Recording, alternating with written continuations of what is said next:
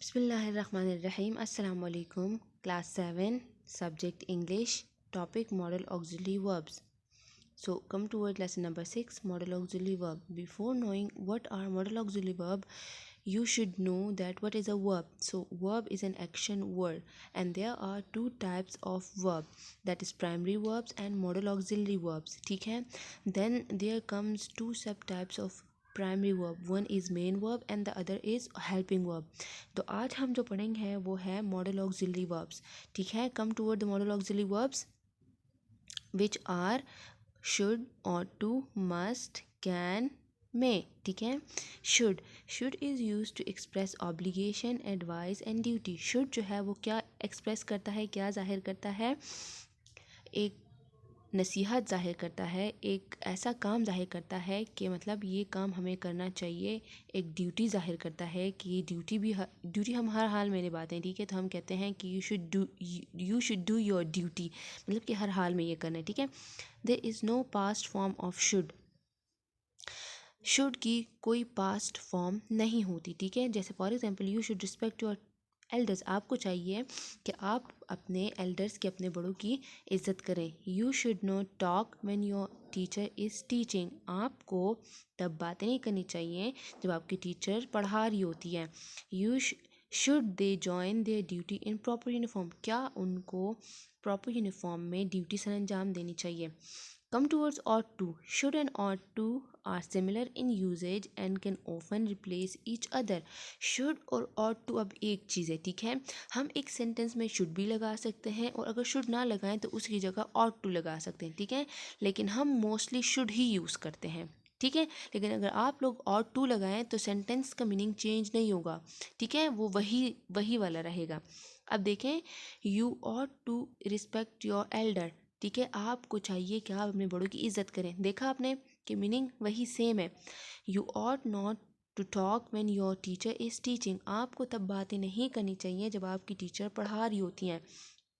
They ought to join their duty in proper uniform. Shouldn't they? उनको वो duty proper uniform में करनी चाहिए, क्या उनको नहीं करनी चाहिए? ठीक है? Come towards exercise A. Complete the following sentences using suitable clause.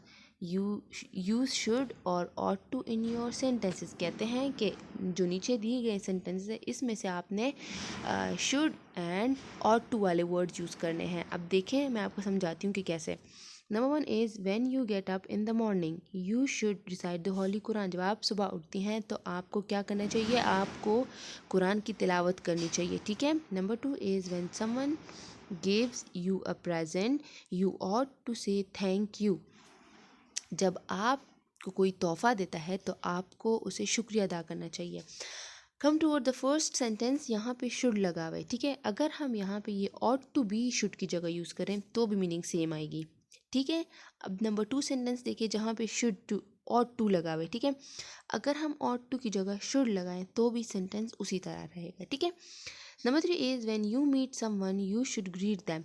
जब आप किसी से मिलते हैं तो आपको उन्हें सलाम कहना चाहिए. ठीक है? आपको उनसे अच्छे से मिलना चाहिए. अगर हम यहाँ पे शुड की जगह ought लगाएं तो भी इसकी मीनिंग वही रहेगी. ठीक है? When you accidentally upset your friend you ought to say sorry. जब आप किसी वजह से एक्सीडेंटली किसी फ्रेंड को नाराज़ करती हैं तो आपने उनको सॉरी बोलना चाहिए. Before go to bed you should drink a glass of milk. सोने से पहले आपको क्या करना चाहिए? दूध का एक ग्लास पीना चाहिए. What should you do while drinking water according to Sunnah. जब आप सुन्नत के मुताबिक पानी पीती हैं तो आप क्या करती हैं? First we should sit properly. सबसे पहले हमें अच्छे से बैठना चाहिए. Secondly we should take glass with right hand and start with बिस्मिल्लाह. सेकेंडली हमने क्या करना चाहिए कि हमें ग्लास को राइट हैंड से लेना चाहिए एंड देन हमने बिस्मिल्लाह से स्टार्ट लेना चाहिए. Thirdly we ought to drink water in 3 gulps. और फिर हमें क्या करना चाहिए? पानी को 3 सिप्स में पीना चाहिए. Come toward the second one which is must. Must is used to express necessity or obligation and compulsion. The past form of must is had to. Must हम वहाँ पे यूज़ करते हैं जहाँ पे हम चाहते हैं कि ये काम हर हाल में हो। लाइक शुड हम कहते हैं कि आपको ये काम करना चाहिए, लाइक हम उसको नसीहत करते हैं। लेकिन जहाँ पे मस्ट आएगा तो मस्ट में हम कहेंगे उनसे कि ये काम आपने हर हाल में करना है, ठीक है। यहाँ पे हम कहते हैं कि इस बात की बहुत ज़रूरत है, ठीक है। वहाँ पे हम अपनी ज़रूरियात ज़ाहिर करते होते हैं, ठीक है। और मस्ट की पास्ट फॉर्म है हैड टू, ठीक है। शुड की कोई पास्ट फॉर्म नहीं है, मस्ट की पास्ट फॉर्म है had to. For example, you must offer prayers on time. आपको चाहिए, आपको नमाज टाइम पे पढ़नी चाहिए। लाइक वो उसको कह रहे हैं कि आपको ये हर हाल में पढ़नी चाहिए नमाज टाइम पे। You had to offer prayers on time. आपको चाहिए था कि आप टाइम नमाज पे पढ़, नमाज जो है वो टाइम पे पढ़ती, ठीक है। Number two is you must not backbite. You had not backbite. Must I go earlier? Had I to go earlier? So come towards exercise A. Read the situation carefully and make sentences using the modal auxiliary verb. अब हमने यहाँ पे ऐसी sentences बनानी है कि जिसमें हमारे पास modal auxiliary verbs यूज़ हो। कौन सा modal auxiliary verbs यूज़ हो? Must modal auxiliary verbs use हो, ठीक है। तो अब हमने सिचुएशन को देख के ये सेंटेंसेस बनानी है, ठीक है। So number one is patient can leave the hospital after the clearance of the bill. Patient must pay the bill before they leave the hospital. Patient hospital छोड़ सकते हैं जब वो बिल पे करें, ठीक है। इसको जब हम चेंज करेंगे, इसमें मस्ट लगाएंगे, तो ये ऐसा बन जाएगा कि patients must pay the bill.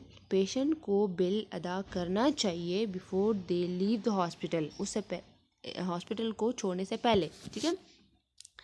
Number two is the students can get promotion having obtained at least 50% marks.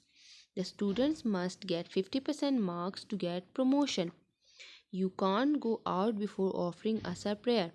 You must offer asar prayer before going out. They can enter the museum only if they have enough money to buy tickets. They must have enough money to buy tickets to enter the museum. Number 5 is you can't attend the seminar without your entry tickets. You must have entry tickets to attend the seminar. There are many pickpockets in the market. Be aware of them. कहते हैं you must be aware of pickpockets in the market, ठीक है। Come towards exercise B. Change the following sentences into their past forms. यानी must पहले वाले में हम use किया, अब हमने इसमें मस्ट की पास्ट फॉर्म यूज़ करना है जो कि है had to. They must investigate the murder case carefully. They had to investigate the murder case carefully. Number 2 is passenger in transit must wait in the lounge. Passenger in the transit had to wait in the lounge. We must interact with each other to find the solution. We had to interact with each other to find the solution. Must she deposit the checks urgently to get her salary? Had she to deposit the checks urgently to get her salary? Father must take his medicines regularly as he is diabetic. Father had to take his medicines regularly as he is diabetic. आपने देखा कि हमने हर जगह में must की जगह had to लगाया। Come towards can and could, ठीक है। Can and could both express ability, power and permission. Can is present while could is its past. Can present form है और could past है, ठीक है। कैन को हम वहाँ पे यूज़ कर सकते हैं जब हम कहें कि हाँ इस बंदे में ये सलाहियत है, ये बंदा ये काम कर सकता है, ठीक है। For example he can walk, कि वो वॉक कर सकता है। ही कुड वॉक हम कहते थे पास में, हम कहेंगे कि जब गुजर जाएगा, ठीक है, ये काम, तो हम फिर बात करेंगे कि हाँ ही कुड वॉक, कि वो कर सकता था, ठीक है। He can not run, he could not run. Can she speak English, could she speak English, यानी जहाँ पे हम कुड लगाएंगे, ठीक है, तो वो बंदा वहाँ पे मौजूद नहीं होगा, वो काम हुआ हो चुका होगा। उसके लिए पे जब हम बात करेंगे बाद में, तो उसके लिए हम कुड वाला वर्ड यूज़ करेंगे, ठीक है। Come towards exercise A. Fill in the blanks with can और can not. She can swim but I can not. Not all birds can fly, ostrich cannot. The baby is full, she cannot finish her food. It is rainy day, we cannot go for a picnic. Can you tell me later? No, I cannot. अच्छा, कम towards exercise B. यहाँ पे आपने क्या करना है, पहले वाले exercise ए में जो था उसमें हमने कैन लगाया यानी प्रेजेंट फॉर्म, अभी हम कुड लगाएंगे यानी पास्ट फॉर्म।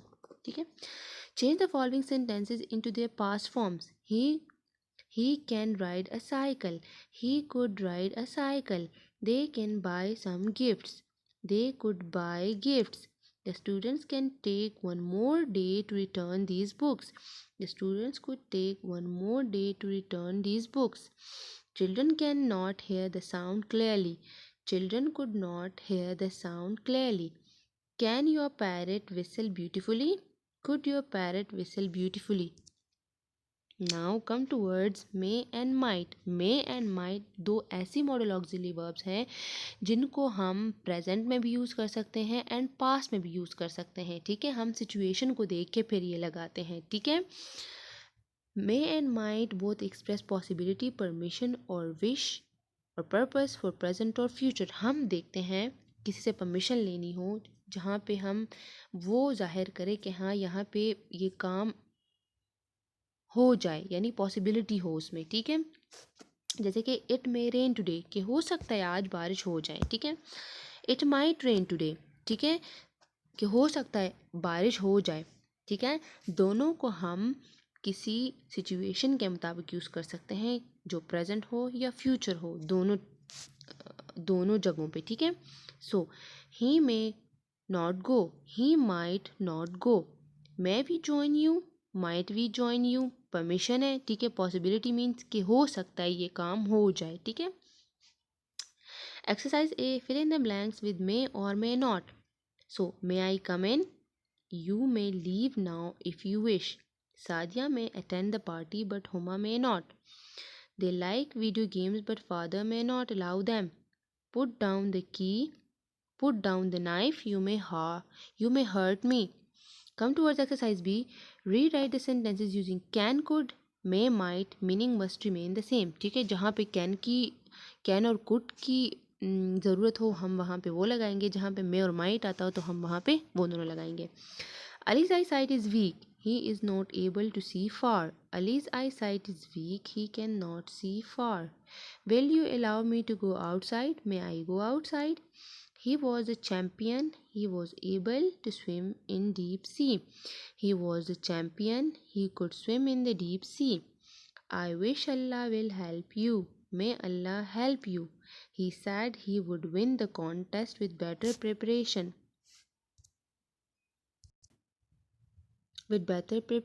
ठीक है, so activity is to memorize exercises on page 18, 19, 20 and 21. Thanks.